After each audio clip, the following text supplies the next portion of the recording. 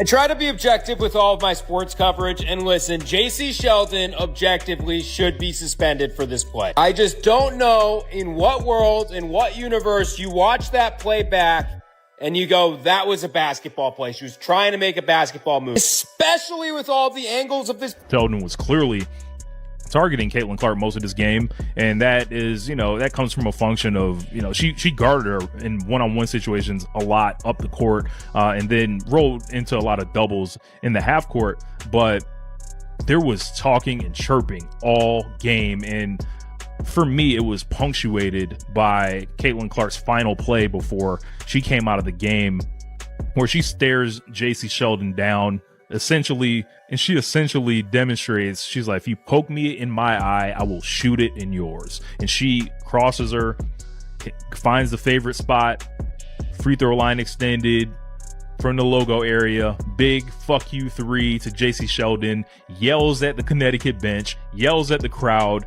Her and Jacy Sheldon come back together. Caitlin fires up the audience, basically tells Jacy Sheldon, you are a bum. Every time Caitlin Clark takes the court, her opponents act like they've been booked for a main event brawl. The WNBA is doing nothing about it. Opponents aren't playing ball. They're strategically ambushing her. They're trying to injure her. Opponents bring chaos. She brings composure. And what Sophie did last night is completely valid. The WNBA has to do something about this. Clark and Jacy Sheldon. There's a legitimate hatred there. If you guys have heard, this Ohio State team, this 2023 Ohio State team hated that Iowa team. And this is Jacy Sheldon, who was Caitlin Clark's direct matchup in these games. Like I tweeted out, forget Angel, forget Dejanay. This is Caitlin Clark's one true rival. Funny thing about that whole Caitlin and Jacy situation last night is it's like on a if you know thing. These two have been running the friendly fade on the court for like the last 4 years. They played in college, had great battles, so I'm not surprised last night happened. Oh, you know what? I'm just going to be me. I don't go in there trying to predetermine anything. I'm dialed in. I need to focus on hitting my shots, making sure I'm executing the schemes right. I'm not focused on the extracurricular activities. And you know what? During that, it was just part of the game. I think the refs had a lot to do with that. It was a buildup for a couple of years now of them just not protecting, the star player of the WNBA. And so at the end of the day, I'm going to protect my teammates. That's what I do. And I'm a team player, so it's all good. Look at it from behind or from the side. It's so obvious that she straight up leapt out towards Caitlin and got her right in the eye. And the more I try and watch it back and you try to be objective, there is no world where this was a basketball play. And yes, she was playing tough defense on Caitlin up until that point, but she leapt forward. And it's not like it's defensible where you can say she tried to get the ball, because her hand at that point was so far away from where the ball was. It's not like Caitlin was dribbling the ball up near her face. How she was not ejected for this, I don't know. The broadcast was talking about it, and that's why Sophie Cunningham even had the opportunity to hard foul her at the end. I don't know what you do, but the league's got to do something. How he'd stop the fighting, he thought they meant the WNBA. What is going on? Protect Caitlin Clark at all costs, please. Enough of this. Please. Listen, bring Caitlin Clark to the NBA right now, because the refs ain't gonna protect her. She only got one teammate, and that's her, who gonna do something about it. Like, yesterday, that's malice in the palace activity. Call for it. That y'all should have been throwing hands all over the place. How do you get poked in the eye, then get thrown to the ground, and then you receive a technical foul? And don't none of your teammates want to step up, fight, squabble, none of that. They just looking like, it's been, we know that y'all been targeting Caitlin Clark now. Now I'm even watching, I'm like, hold on, what? Like, how are y'all letting this happen? How are y'all not protecting this girl? Now, she clearly is a superstar, right? But there's plenty superstars in the WNBA, and don't none of them get treated the way Caitlin Clark get treated. Now, y'all gonna mess up and ruin the whole numbers, your ratings, your all that, if y'all don't have Caitlin Clark in y'all's league. So y'all better start acting right. I'm telling you. Jacy Sheldon's eye poke on Caitlin Clark wasn't just a foul, it was a statement. And the laughably small fine the league handed out made an even louder one. The biggest star in women's basketball is now open season. That one moment sparked a firestorm, revealing a deeper undercurrent of resentment, a broken justice system, and the disturbing reality that the WNBA appears willing to risk its own future. This wasn't some minor officiating error, it was a deliberate act that exposed a growing crisis, threatening to tear the league apart from the inside. The incident that confirmed everyone's worst fears was so blatant, so far removed from any legitimate basketball play, that it couldn't be brushed aside. During a heated matchup against the Connecticut Sun, Jacy Sheldon, well known as a longtime rival of Caitlin Clark, didn't just commit a foul, she delivered what many are calling a calculated assault.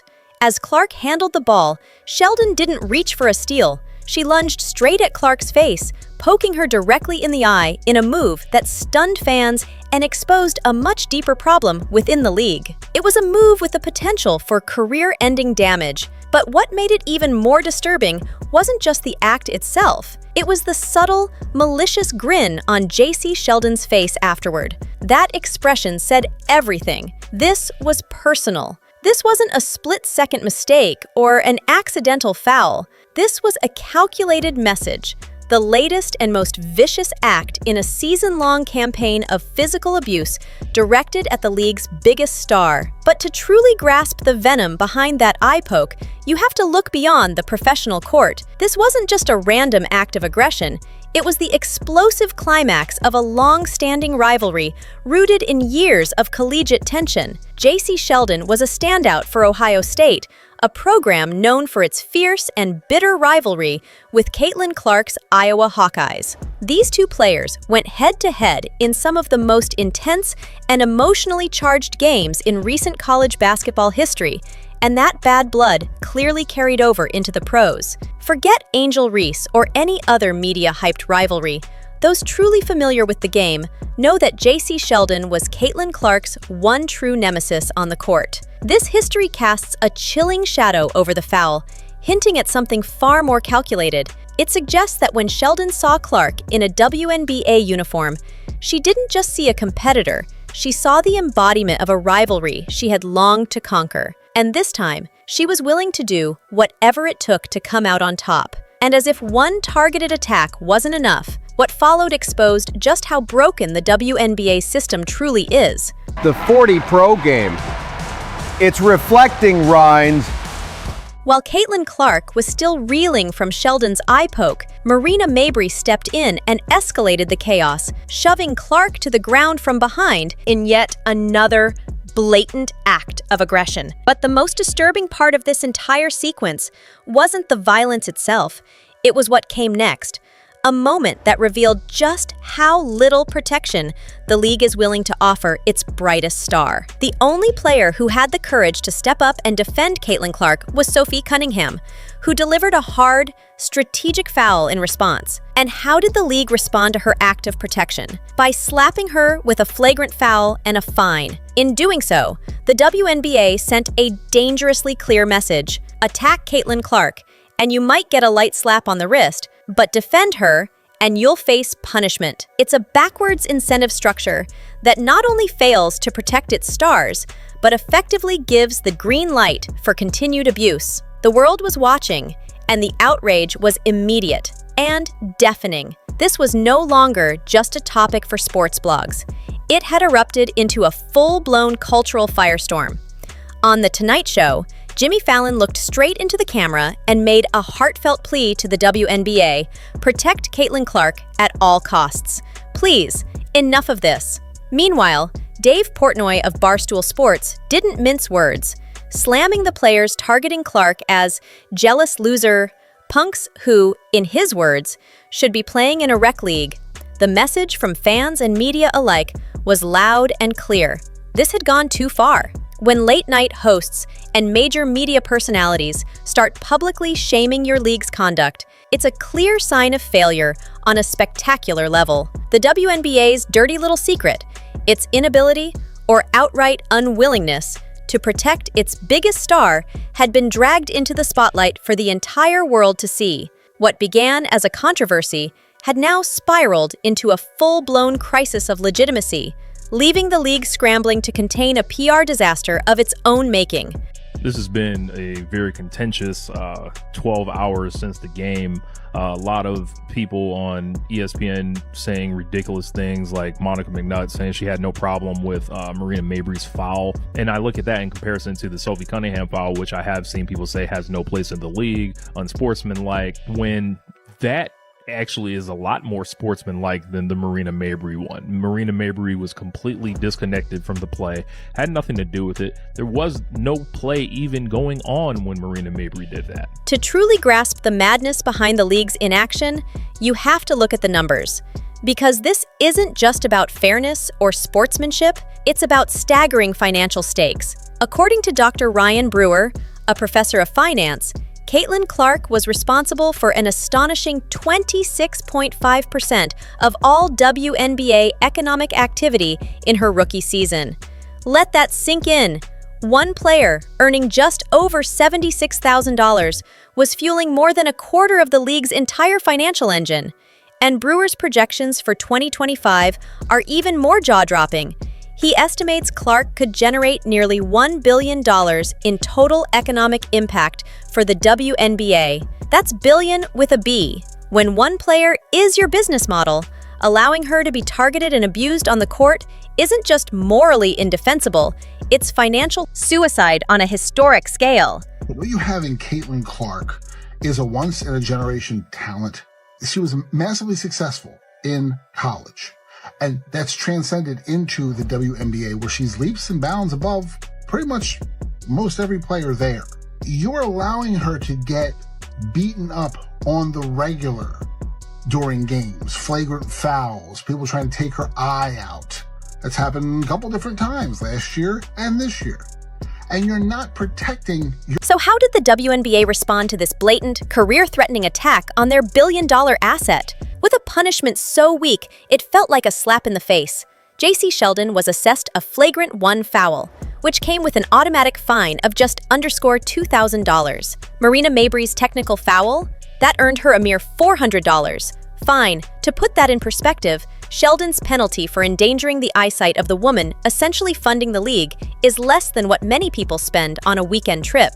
It's a fee that could be paid from petty cash. So small, it feels more like a wink than a warning. Rather than sending a strong signal that Caitlin Clark is off limits, the league broadcasted a message of incompetence, negligence, and blatant disrespect. One could argue she is an A-level star, and they don't even have B and C level stars. From A, it drops to D. She is the entire league, and they allow things like this to happen last night against the Connecticut Sun. Watch when Caitlin Clark is trying to create some space. It looked like she just got hit in the eye there. Ooh, and Marina Mabry, I missed that one. You don't, huh? Oh, I missed that one too. Like, it wasn't just a hard foul accident. Like, there's nothing Caitlin Clark has done in response to this. So what's the point in bowing up into her face?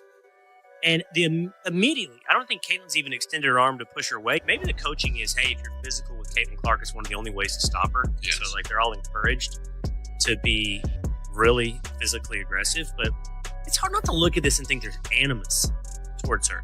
You got to protect Caitlin Clark. She is the WNBA. This pathetic response has sparked a fan uprising unlike anything the WNBA has ever faced. Supporters are no longer just venting online. They're mobilizing, organizing, and demanding real, sweeping change. Multiple petitions have already gathered thousands of signatures, calling for strict disciplinary actions. These fans aren't asking for symbolic slaps on the wrist. They want fines in the tens of thousands of dollars, arguing that unless the punishment takes a meaningful bite out of a player's salary, it's not a deterrent at all. And now, a revolutionary idea is gaining traction. Fans are demanding that a portion of any fine issued to an offending player be paid directly to Caitlin Clark as compensation. The reasoning is simple. If she's enduring a level of abuse no other player has ever faced, all because of her unprecedented value to the league, then she deserves to be compensated for the physical and emotional toll she's being forced to carry. Caitlin Clark is non-disrespectable. That's not even a word, but I'm going to just use it for the point of my video. You cannot disrespect the nucleus of women's basketball and act like it's not going to be a problem, man. Oh, Caitlin Clark could do this, but other people can't. You goddamn right. Because she's the center of women's basketball. We've said this a million times. Clark changed the game. She is the nucleus, the center, the black hole. Everything revolves around Clark with women's basketball, man, because of her influence. But the league office isn't the only one failing Caitlin Clark. A major source of fan outrage stems from what's happening, or more accurately, not happening, on the court with the referees. Time and time again, obvious fouls against Clark are ignored. Blatant hits are downgraded, and she's frequently penalized for the slightest reaction to repeated abuse. This inconsistent and often biased officiating has created an environment of lawlessness that seems to exist specifically around her. It's left many fans asking a disturbing question. Is this just gross incompetence? Or is there something more sinister at play? Is there an unspoken rule, let them play, that only applies when it's Clark taking the hits, as a way to humble the league's rising superstar? When the officials fail to protect her in real time, it forces the league to take action afterward. But as we've seen, those post-game punishments are laughable. The result?